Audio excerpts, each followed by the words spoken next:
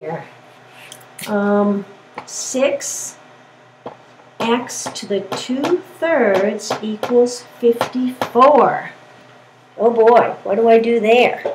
Well, the directions are solve, and the directions are solve for x. So how about if we divide both sides by 6 first? That works, right? So then I have x to the 2/3 equals, what do you get? 9. All right. How do I get rid of that 2/3? I'm solving for x. I need to have x equal something. Well, how about this? I can raise it to a power as long as I raise the other side to the same power. What power could I use so that I get x to the 1? 3/2. And then I do 9 to the 3/2. But 9 I'm going to write as 3 squared to the 3/2. 2's are going to cancel.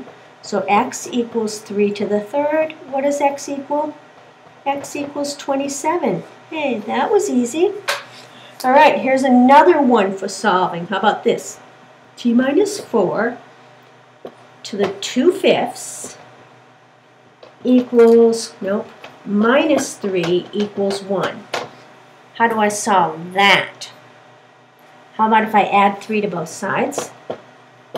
All right, so now I get t minus 4 to the 2/3 equals 4.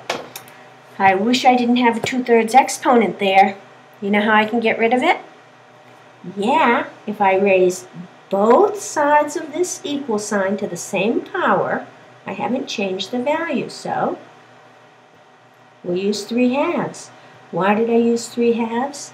Because 3/2 times 2/3 is 1. So now I get t minus 4 to the 1, so I can just write t minus 4 equals 2 squared to the 3/2.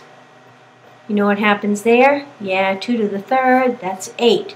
So t minus 4 equals 8. What does t equal? 12. That was easy. All right, you got a lot of homework like this. Good luck.